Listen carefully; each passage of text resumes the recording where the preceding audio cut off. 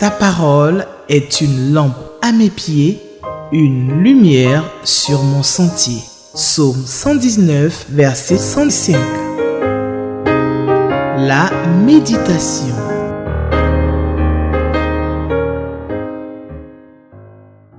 Je crois que la Bible est vraie. Je crois que la Bible est vraie. Elle est la parole du Seigneur. Je la serre dans mon cœur. Je crois que la Bible est vraie. Alléluia.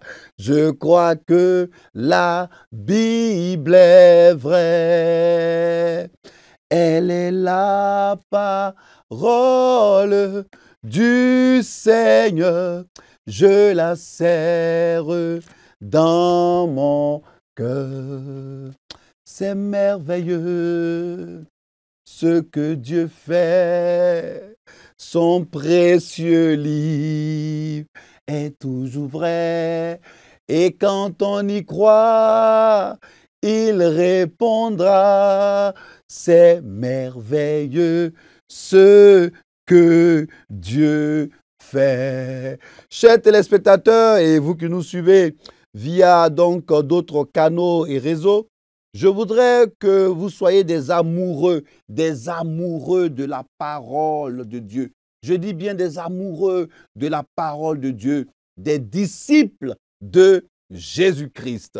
Jeudi 3 avril 2025, et pour la méditation donc de ce jour, la Ligue pour la lecture de la Bible nous propose comme passage biblique le livre de Nombres, chapitre 26, du verset 1 jusqu'au verset 4, et puis du verset 63 jusqu'au verset 65. Voilà, je vais bien résumer ça. Nombres, chapitre 26, verset 1 jusqu'au verset 4, et du verset 63 jusqu'au verset 65. Voilà, voici donc notre texte de méditation. Alors moi, je vais lire la Bible, la parole de Dieu dans la version Louis II. Mais avant, nous le savons maintenant, prions le Seigneur avant de lire ce livre sacré, ce livre merveilleux. J'ai commencé par dire, je crois que la Bible est vraie. Je crois que la Bible est vraie. Oui, elle est vraie, cette parole, la parole de Dieu. Seigneur, je te loue et je te bénis. Je te rends toute la gloire, mon Seigneur et mon Dieu. Je crois que ta parole est vraie. Je crois que ta parole est la parole de Dieu. Et parce qu'elle est ta parole, Seigneur, tu fais des choses merveilleuses. Pour ce jeudi 3 avril 2025, tu nous donnes encore l'occasion, mon Seigneur, mon Dieu, de lire ta parole. Seigneur, qui sommes-nous pour interpréter ta parole? Qui sommes-nous pour apporter un enseignement, si ce n'est toi qui nous inspires, si ce n'est toi qui nous apporte ton assistance? Seigneur, ce jour, nous voici encore devant toi pour méditer ta parole. Seigneur, le canal que je suis, tu permets, ô Dieu, que je donne la bonne interprétation. Que ton nom soit béni, au nom de Jésus-Christ. Amen.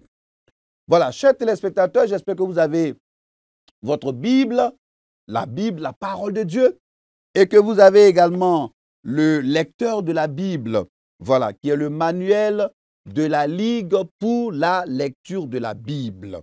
Et puis vous avez, je pense, un cahier ou quelque chose pour noter avec un stylo. Voilà. Alors, je vais donc lire la parole de Dieu, disais-je, Nombre 26. On va lire du verset 1 jusqu'au verset 4. Et puis après, nous lirons du verset 63 au verset 65. Donc, on va sauter un peu beaucoup de versets. Nombre 26. À la suite de cette plaie, l'Éternel dit à Moïse et à Éléazar, fils du sacrificateur Aaron, Faites le dénombrement de toute l'assemblée des enfants d'Israël, depuis l'âge de 20 ans et au-dessus, selon les maisons de leurs pères, de tous ceux d'Israël en état de porter les armes. Moïse et le sacrificateur Éléazar leur parlaient dans les plaines de Moab, près du Jourdain, vis-à-vis de Jéricho. Il dit, on fera le dénombrement depuis l'âge de 20 ans et au-dessus, comme l'Éternel l'avait ordonné à Moïse et aux enfants d'Israël, quand ils furent sortis du pays d'Égypte. Voilà, ça c'était du verset 1 jusqu'au verset 4. Nous allons aller maintenant du verset 63 jusqu'au verset 64. Alors, verset 63. Tels sont ceux des enfants d'Israël dont Moïse et le sacrificateur Éléazar firent le dénombrement dans les plaines de Moab, près du Jourdain, vis-à-vis de Jéricho. Verset 64. Parmi eux, il n'y avait aucun des enfants d'Israël dont Moïse et le sacrificateur Aaron avaient fait le dénombrement dans le désert de Sinaï. Enfin, verset 65. Car l'Éternel avait dit, ils mourront dans le désert et il n'en restera pas un, excepté Caleb, fils de Jephné, et Josué, fils de Nun. Ah, la parole de Dieu. La parole de Dieu. J'aime cette parole, la parole de Dieu. Vous savez que j'aime la parole de Dieu. Alors, nous pouvons donner comme titre à ce passage biblique, à ce passage soumis à notre méditation, le dénombrement d'Israël dans les plaines de Moab. Le dénombrement d'Israël dans les plaines de Moab. Alors, ce qu'on peut noter, c'est que ce recensement ne fait pas double emploi avec celui qui est rapporté au commencement du livre. Au commencement donc du livre de Nombres, il y a eu un recensement. Alors, la génération sortie d'Égypte était entièrement éteinte. La génération sortie d'Égypte était entièrement éteinte. Bon, peut-être par la suite du fléau que nous venons de lire. Alors, un peuple nouveau avait surgi. Donc, un peuple nouveau avait surgi, celui qui devait entrer dans la terre promise et y demeurer. C'est-à-dire que ce peuple nouveau est ce peuple qui devait rentrer dans la terre promise, et bien plus, c'est ce peuple-là aussi qui devait demeurer dans cette terre promise ou sur cette terre promise. Alors pour cela, comme nous l'imaginons, il fallait un nouveau recensement propre à servir de base à la répartition du pays entre les tribus était nécessaire. Donc un nouveau recensement était nécessaire. On le voit, hein? On le voit ici, par exemple, en Côte d'Ivoire, nous sommes dans une année électorale. Voilà, il faut faire le recensement, il faut remettre les listes à jour. Donc, il y a ce nouveau travail qui est en train d'être fait. Nous saluons déjà les autorités. Et bon, mais ici aussi, il y a un nouveau recensement qui était important, n'est-ce pas, à faire. C'est pourquoi le recensement actuel tient compte non seulement des tribus, ici, mais aussi des familles principales en laquelle elles se subdivisent. Voilà. Donc, il y a un nouveau recensement qui tient compte des tribus. Pour les différences que présentent les résultats de ce second recensement avec ceux du premier, donc il y a des résultats, il y a des différences, il faut ajuster. Voilà. Les recensements, ça ne date pas de maintenant. Hein. Voilà. Les statisticiens, ne pensez pas que c'est vous qui avez créé le recensement. Non, non, non, non. Depuis Nombre, depuis dans la parole de Dieu, ça existe le recensement. Depuis. Donc, il y avait des différences. Il fallait, on va dire, confronter, essayer d'ajuster les résultats. On peut voir cela en Nombre, chapitre 1, verset verset 26. Voilà. Nombre chapitre 1, verset 26. Voilà. Même, je pense même verset 46 aussi. Hein, verset 46. Nombre chapitre 1 et le verset 46. Voilà. On remarque certaines différences entre les données généalogiques de ce chapitre et celles de Genèse, chapitre 46. Et aussi du livre des Chroniques. Voilà, nous sommes vraiment dans l'Ancien Testament. Hein. Nous sommes dans l'Ancien Testament. Alors, si nous voulons procéder par découpage, alors le premier découpage que je vous propose, c'est du verset 1 au verset 4. Voilà, c'est la première partie que nous avons lue. Le lecteur de la Bible nous a proposé donc deux passages, c'est-à-dire Nombre 26, chapitre 26, du verset 1 au verset 4, et après du verset 63 au verset 65. Voilà. Alors ici, je peux donner comme sous-titre l'ordre de recensement, c'est-à-dire du verset 1 jusqu'au verset 4, l'ordre de recensement. La halte, c'est-à-dire l'escale, l'arrêt momentané du peuple en stime, semble avoir été la dernière étape du voyage au désert. On peut voir cela au chapitre 25, hein, verset 1, chapitre 33, verset 49. Canaan était en vue et fallait se préparer à entrer dans le pays. Donc, dans ce but, l'Éternel ordonna un recensement. Mais c'est dans le même ordre que selon les mêmes critères aussi, hein, avec les mêmes critères que j'ai déjà dit, le recensement qui avait eu lieu. Aaron n'étant plus là, voilà, Aaron qui n'est plus là, c'est maintenant Éléazar, son fils, qui le remplace en tant que sacrificateur aux côtés de qui? Moïse. Voilà. Donc, Éléazar aux côtés de Moïse, Aaron n'est plus là. J'ai envie de dire malheureusement. Aaron n'est plus là. Éléazar prend donc la relève et il est aux côtés de Moïse. Alors, contrairement au chapitre 1, il n'est plus fait mention des princes pour assister le recensement. Leur rôle était maintenant de partager le pays. Voilà. Il fallait maintenant diviser le pays. Alors, le deuxième découpage, c'est du verset 63 au verset 65. Voilà. Verset 63 jusqu'au verset 65. C'est marqué, ou je peux même relire, hein. Tels sont ceux des enfants d'Israël dont Moïse et le sacrificateur Éléazar fit le dénombrement dans les plaines de Moab, près du Jourdain, vis-à-vis de Jéricho. Parmi eux, il n'y avait aucun des enfants d'Israël dont Moïse et le sacrificateur Aaron avaient fait le dénombrement dans le désert de Sinaï, car l'Éternel avait dit, ils mourront dans le désert et il n'en restera pas un. Waouh! Il n'en restera pas un, excepté, heureusement qu'il y a une belle exception là, Caleb, fils de Jephné, et Josué, fils de Nun. Alors ici, je donnais comme sous-titre la conclusion du recensement. Donc au début, on a fait le recensement. Maintenant, c'est la conclusion du recensement. Alors le chapitre se termine sur le rappel solennel de l'incrédulité du peuple qui entraîna la mort dans le désert de plus de 600 000 hommes. On peut noter aussi que cet avertissement demeure encore de nos jours.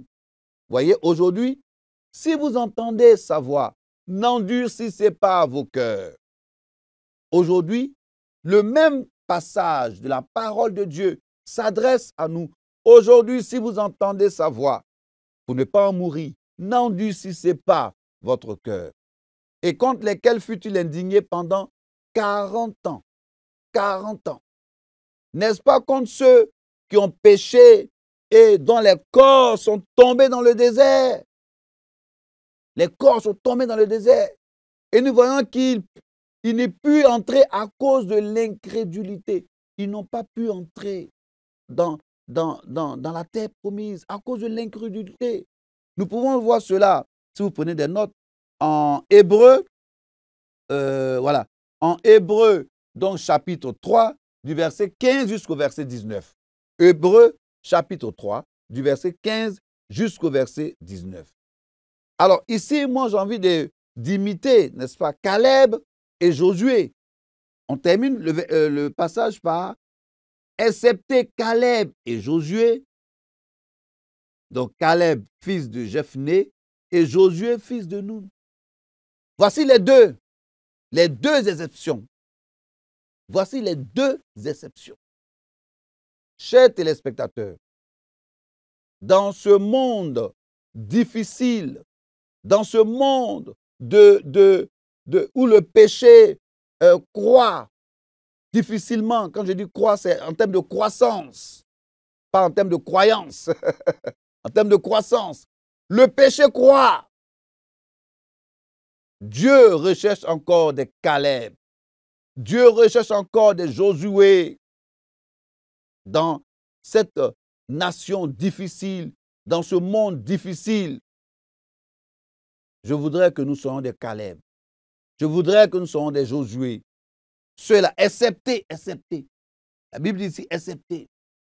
On peut voir cela donc en Hébreux 4, verset donc 2, Hébreux 11, Hébreux 4, verset 2, verset 11, verset 12. Voilà.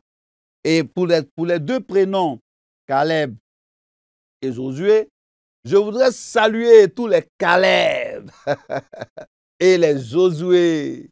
Cher frère Caleb, je te salue. Cher frère Josué, je te salue. Je bénis je bénis le Seigneur pour la vie du pasteur Caleb. Voilà. Pasteur Caleb, il est du côté des États-Unis. Je salue son épouse. Je salue son ministère. Je bénis le Seigneur pour la vie, pour sa vie, pour leur vie et pour le ministère. Donc, du côté des États-Unis. Et je salue aussi mon frère, mon jeune frère du ministère. Voilà. Le professeur Gebo Josué et son épouse Edwige. Voilà. Je l'appelle Edwige, mais c'est Edwige. Moi, je l'appelle Edwige. Voilà. Je me souviens encore donc des moments de partage que nous avons eus à Abobo Sojefia. Abobo, c'est ici, en Côte d'Ivoire, à Abidjan. Et la maman de Gebo Josué, qui me prenait vraiment comme son fils, nous donnait un repas propre au dida de Divo qu'on appelle le kekra. Voilà, on mangeait du kekra.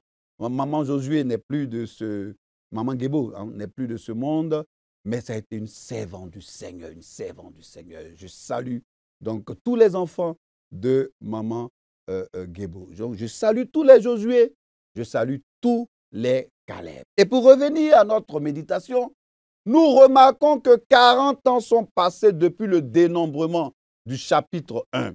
L'Éternel fait de nouveau relever 7 fois par famille la somme de toute la communauté des fils d'Israël.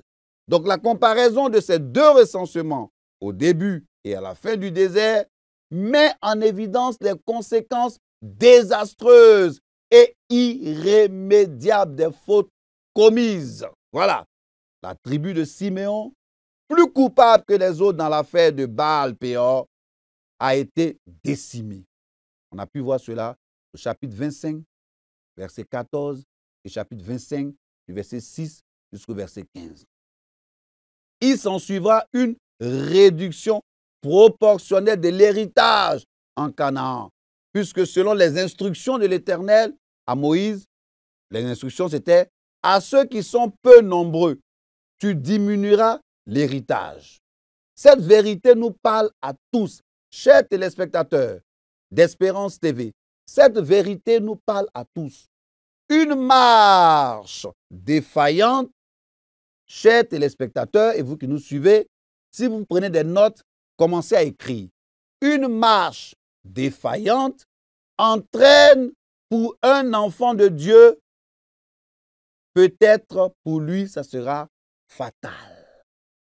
Une marche défaillante là entraîne pour un enfant de Dieu une situation fatale. On peut voir cela en Apocalypse 3, verset 11. Donc de Ruben à Nephtali, le dénombrement se fait dans le même ordre que la première fois, selon les étendards des tribus.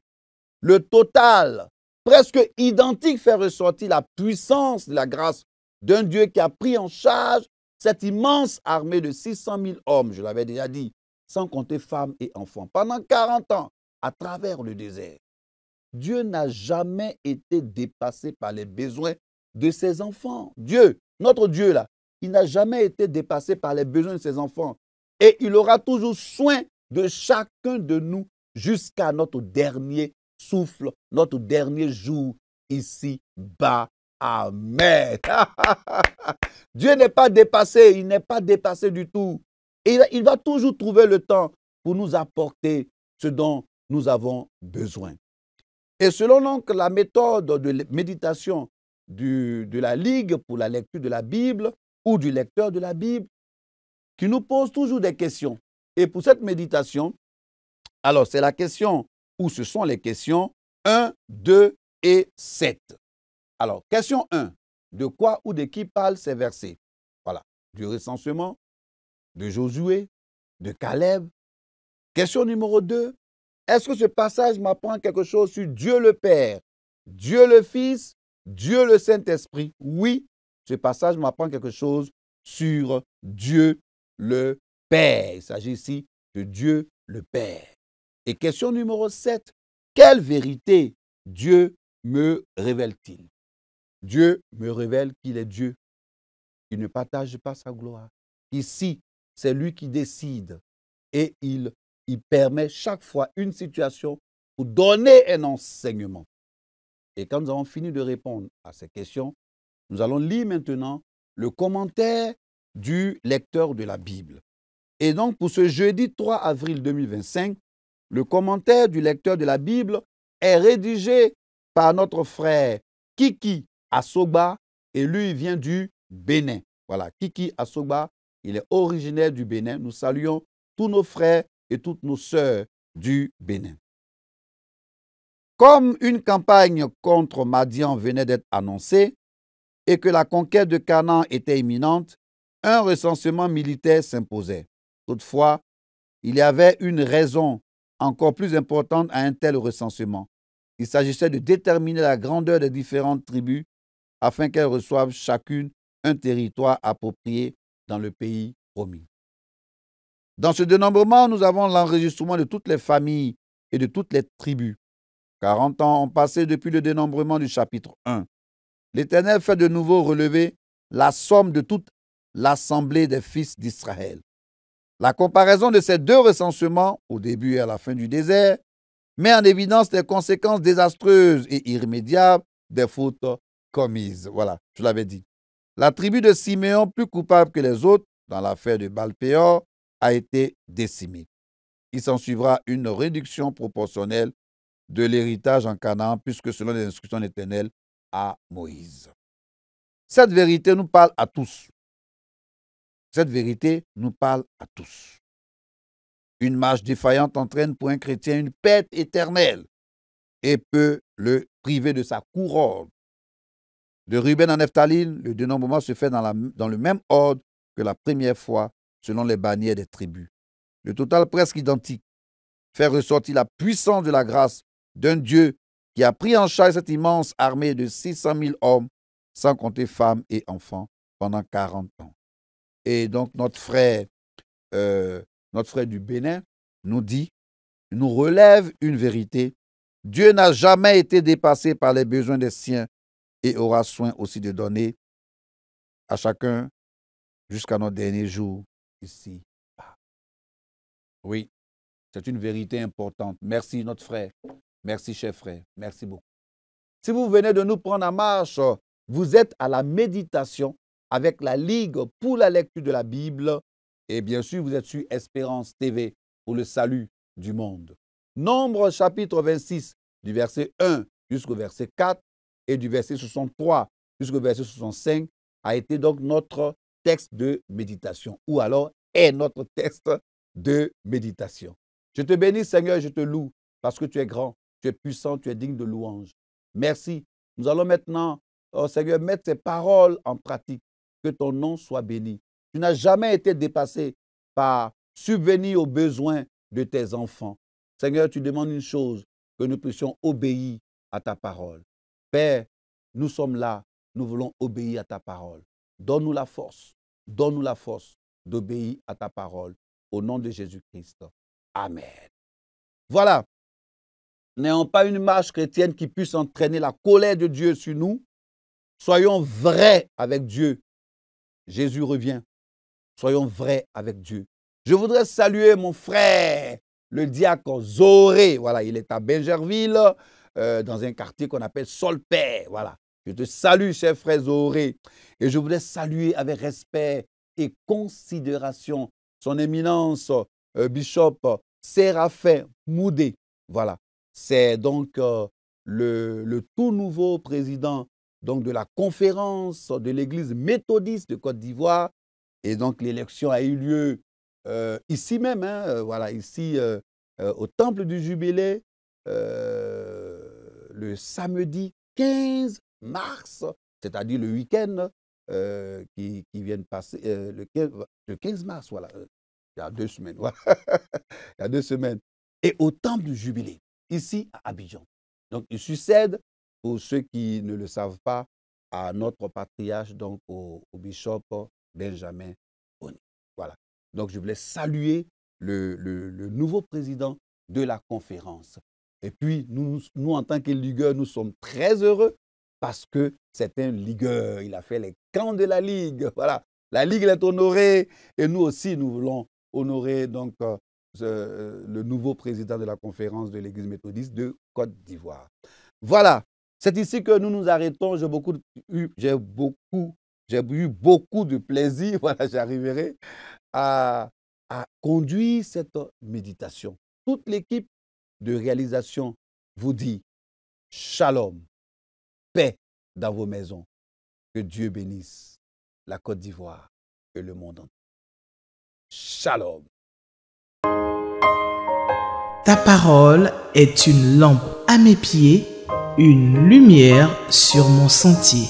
Psaume 119, verset 105.